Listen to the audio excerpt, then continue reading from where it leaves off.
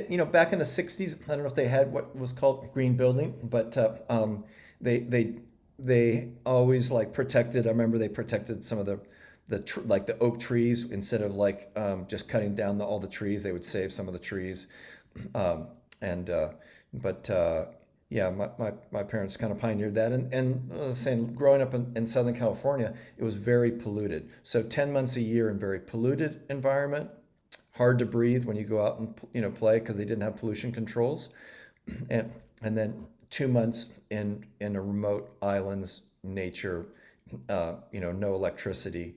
Um, the So different. with that kind of dichotomy of a background, what did you study in college and what did you plan to do? Because you want to do so many amazing things. Uh, that's interesting. When I was 11 years old, I told my teacher in fourth grade that Christopher Columbus didn't discover America.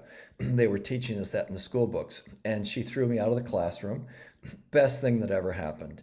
And essentially, I learned at a young age that the system, the school system, our communities, is really designed to create consumers that are really trained to be good consumers and kind of follow the order of the hierarchy.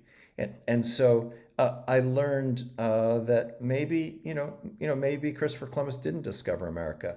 And I was like, why would they throw me out of a classroom for just telling them something that was basic? And it's funny, I'd read about it at the library, 100 yards away. Set me on to not necessarily believing in everything I was being taught, and then fast forward in 1980, they dumped nuclear waste, unidentified truck driver 9 miles from my house when I was living in Altadena, and that really, when I became an environmentalist in the early 80s, there was very few people who were environmentalists at that time.